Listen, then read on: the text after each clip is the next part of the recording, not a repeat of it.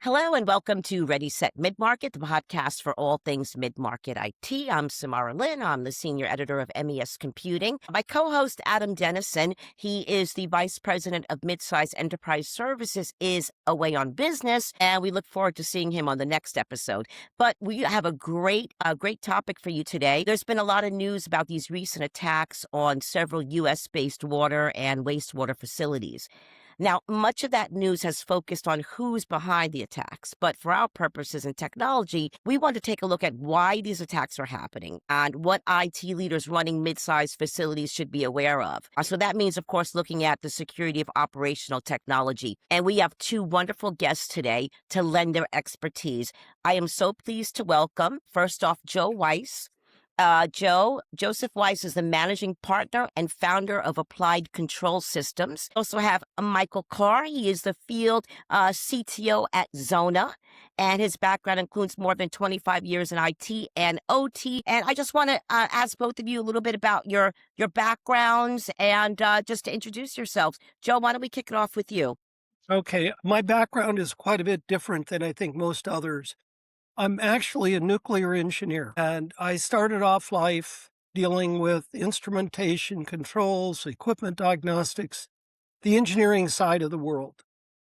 And then in 2000, while I was at the Electric Power Research Institute, I started the control system, or at least helped start the control system cybersecurity program for the electric utilities. For 12 years, I was the managing director of the International Standards on Control System Cybersecurity, the ISA IEC 62443 series of standards. The other thing I've done is, without meaning to do it, but just because, if you will, I have this grapevine of people all over the world, primarily engineers, I've been able to put together a non-public data repository of more than 20 million control system cyber incidents that have killed more than 30,000 people. And the key is almost none of these were identified as being cyber related, because the real damage doesn't occur from networks, it occurs from equipment. And Joe, I'm going to stop you right there because that is a key topic that we're going to discuss today. I want to get Mike in. Mike, I would like you to just share a little bit about yourself, introduce yourself to the audience, and then we'll circle back into our discussion. Awesome. Thank you so much, Joe. Great to meet you. I am Mike Carr, field CTO here at Xona. The last 4 years here at Xona have really been focused around everything that Joe was just talking about, right? I have a long history in IT. The IT definition of words like disaster is different than the OT definition of things like disaster, right? Even the word automation you used earlier, I consider automation in my early career to be, I wrote a script that did a thing. Joe's definition of automation from his time in OT is, valves and PLCs and physical interaction with the world, right? But yeah, really just focused on trying to bring some awareness to this topic that we're talking about today and making sure that OT folks know that you don't need to go get a second PhD in IT to make your OT infrastructure secure. And that's it right there. So just a little background before we get into the deep of the discussion. So what we covered after these attacks was a recent analysis by Forescout, which identified more than 4,000 exposed controllers, these PLCs that Joe and Mike, you just referenced. But these exposed devices, it turns out it's just a visible part of a big problem involving remote access, legacy systems, and other factors too. Joe, you started to get to the point. You want to finish your thought that you were making about, why is this still an issue? Why is this not out more in the open? It seems pretty dire. Well, yeah, let me also bring up one other thing. There's a real dichotomy between those in the network world, and I won't say IT or OT, in the network world versus the engineers. And I wanted to bring up one other thing. In the June 2026 issue of IEEE Computer Magazine, I did a joint article with the Chief Information Officer of New Orleans Sewage and Water. and he has a PhD in cybersecurity. And what this article was is why we cannot secure any of our control systems. And it's because the network security world and the engineering world do not work together. And what makes this article even more interesting is my co-author, again, he's the CIO of New Orleans Water and Sewage, wrote the section of why IT won't work with engineers. And I wrote the section on why engineers won't work with network security. We're in that world in every single sector. And by the way, unfortunately, it's the same thing with the government. We're not getting any guidance dealing with the actual control systems, not network devices, the actual control systems to this day. Okay, Joe, let Mike jump in on there. And Mike, I'm not sure maybe how you can address how Xona addresses some of these issues, but just overall, is this something in your experience that you're seeing as well, some disconnect between networking and operations? Every day. And that's really where Xona came from, right? We were built from the ground up to solve this OT access problem. I think to Joe's earlier point, part of what we're seeing is that the OT systems are built on this legacy base of what needed to be done physically, right? What PLC, what light needed to go on or off, what servo needed to go in and out. And at the time when those were architected, there was very little to no thought about network security because your networks weren't connected to the internet. So what we're seeing is, built on that base as things do continue to evolve, and they evolve very slowly in OT because change is very scary, right? It's again, physical critical systems that need to work at all times. And I think that is really the sentiment of how we're rooted in all of these things is, well, at the end of the day, the job needs to get done. And so if the only way the person on field today knows how to get to that PLC is to poke a hole in a firewall and make it accessible to the internet so that he can get to it or a vendor can get to it, and that's what they've been doing because the work needs to be done. We've built a system at Xona that's really focused around layering security on top of those legacy systems to allow it to be easy for an OT end user, but to be compliant for the network team, as Joe calls them, to make sure that we're checking all the boxes, right? So things like multi-factor authentication or single sign-on type identity, screen recording, most HMIs, most clients that are programming PLCs, they don't have any of that infrastructure built into them today. So you have to log into a local computer, you have to connect it to a PLC, you do your programming and you're done. I don't really have a good audit trail. I don't really have a good identity trail. I don't have a good authorization trail in terms of like permissions and allowing someone to check in at a certain time and use a certain device. And that's really, the part of the problem set that we're focused here at Xona. And Joe, you have a follow-up to that? Is that Yeah, I want to give a little bit different take. What's the first thing that happens when you go to a doctor? They take your temperature and your blood pressure. If that reading is off, and it doesn't matter why it's off, nothing you do downstream, absolutely nothing will correct that at all, no matter how secure or insecure. What the OT world, and I want to make one other thing clear, in general, engineers do not consider themselves to be OT. Often OT are the network people, not the actual engineers. And the reason I'm bringing all of this up is you'll notice all of the discussions stop with the PLC and, if you will, network type of mitigations. When you actually go to the sensors and the actuators, where you go boom in the night, almost nobody in the OT world is even looking at that. And what's more than that, these devices have no capability, none, for any of these network security mitigations. We're sitting here in all of our infrastructures, essentially where we were when I first started the control system cyber program in 2000. All of this technology has been moved upwards, into the PLCs, the HMIs, etc., where technological capabilities exist. None of this applies to where you start. And the bottom line is, if you can't trust what you measure, it doesn't really matter what you do from there. And this is what's so totally misunderstood throughout the quote-unquote OT security world, is there's this assumption that what you measure and what the final element does, all of these control systems, is they're uncompromised, they're authenticated, and they're correct. And so what starts is, like what Mike is talking, is you're going to make sure that those packets aren't being compromised. But you're totally oblivious to what is physically actually in those packets. And that is where the biggest gap we have today is in all of our, if you will, defensive cyber work, including with the government.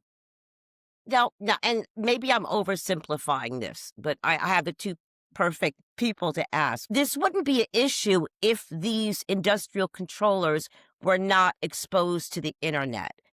Do I have that correct, or am I way off base? The statement's true for sure, but I think you're just pushing on the bubble a little bit, right?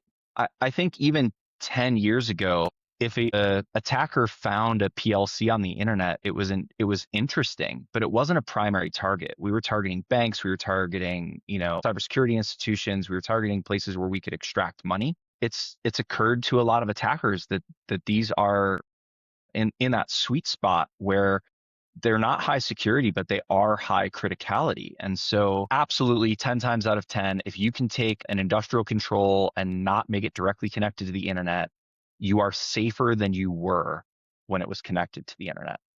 But it's not, to Joe's point, it's not the only silver bullet, right? We've got attackers building very sophisticated attacks specifically to these OT type environments where they want to be anywhere in that network, because the sum of the parts internally, to Joe's point, they assume that if you're inside that walled garden, that you must be friendly. And that stems from that kind of legacy thinking of, well, if you're in the building, surely all the physical security has gotten you to a point where you're a trusted, member of this team. And, the idea of zero trust is we can't assume any of that.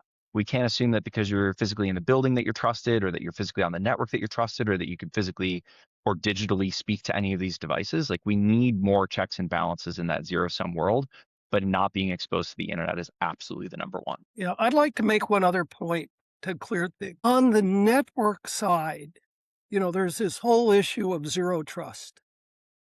When you're talking about the actual sensors and actuators, the control, devices, they're 100% trust. They're exactly opposite. That's why we wrote that article for IEEE, because the issue is we have two totally different worlds all of a sudden trying to come together, and their worlds are totally different. Let me just point out one thing. Cybersecurity is taught within computer science.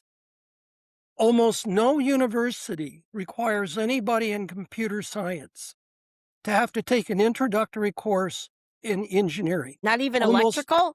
Like basic circuits? Now, that's right. Now, and I use the word almost no university in their engineering disciplines, electrical, mechanical, nuclear, civil, chemical, you name it, require anybody to have to take an introductory course in cybersecurity.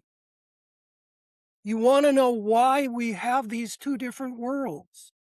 They start in college, and what the engineers are doing is they think about reliability, availability, and safety. They do not think about security. And again, the concept is totally different. On the other hand, the security people are thinking about need to know and trying to wall things off. The engineers, on the other hand, are trying to do exactly opposite. And That's the culture problem that's pervasive everywhere. And the problem is the control systems are built by the engineers with this in mind. So the vulnerabilities are built in, including what's coming out to this day, because network people aren't involved in the actual design of the equipment. Gotcha. So I guess in some way, Mike, you must run into this issue, with customers of Xona all the time. Let's take it on the mid-size, mid-market level. I imagine the network person probably wears double hats as the IT, the operations person as well. I imagine they don't have access to the engineers, and even if they did, that's not in their skill set. So is there a way Xona or these asset management or vulnerability management systems, are they reconciling these issues that Joe's so, smartly pointing out? I, yeah, I want to lean on Joe's earlier example about going to the doctor and getting your blood pressure done. He's Mhm. talking about going to a GP, right? A general practitioner. If I've got a lump and I need an MRI, I go to a specialist, right? And what Joe is talking about resonates with me there in terms of we've got engineers, we've got network techs, we've got all of these different silos of technology. What we really need is that idea of a true Renaissance man where you need to be into art and science in order for this to work really well. I think the customers that I'm seeing success with, I have a little bit of an observational bias because they're the ones who understand that this needs to be addressed, and they come to us and say, "Hey, can you help?" And we definitely can, and there's a lot of things, big and small, that we can do to control those things. But to Joe's earlier point, some of this is going to come down to the folks writing the software, the folks building the hardware, and we're seeing a divergence there in the network, in the market. We have the folks who are going to keep doing it the way they've always done it because there's money in doing it that way, right? If someone on site doesn't know how this device works and I have a support contract and I need you to come dial in remotely and fix all my problems, there's professional services money in that. The flip side is we're seeing a lot of vendors who understand that, especially now, becoming a partner with their customer and showing them, demonstrating to them that they have their best interests in mind, both in terms of the network security and the application interoperability and access. Ultimately, it's the customer's responsibility to keep their environment safe. But in organizations where they're seeing their partners and their vendors engage them there, they're seeing a 1 + 1 = 3 sort of equation, right? Hey, how can we further secure this configuration? How can we secure the software? How can we secure access to this device? How can we secure the communications between the sensor and the HMI? It's a big lift, but I do see it happening, which is giving me a lot of hope, right? And I just hope that Right. we can, anybody listening to this that doesn't know where to start, let's have a conversation about it. There's stuff you can do for free today to at least put your house in order. Mike, you touched on advice for the mid-market and where can they begin. I'd like each of you just to finish this sentence. An OT security program is giving leadership false confidence if it cannot prove. Mike, you want to start with that? If it cannot prove authentication, authorization, and access. So if I don't see who's doing what when, if I don't have auditability, if I can't separate the idea of identity from authorization and access to specific parts of that network, it's not good enough. Sure. Great, great. And Joe, same thing. OT security program. You're giving your leadership bunk if it can't prove what? The system is reliable and safe. And I use the word system, not network. Go. Key. This That is the is key. biggest, that's our biggest problem is a water company, a manufacturer, an electric utility. Networks are just support. The biggest thing they have are pumps and valves and relays and transformers and turbines. And if you're not addressing those, you're not reliable or safe. but that's not what's being discussed when the board talks about cyber. And that's the biggest thing that's missing. Oh, wow. This is a subject I'm sure we'll have future coverage on. It sounds like this is an issue that's not going to be resolved anytime soon. So I just want to give so much thanks to Joe and Mike for lending their expertise on this really important issue. I want to thank you both so much for being with us today. Yeah, thank you for having us. Thank you very much. And Mike, it was really great meeting you. Likewise, Joe.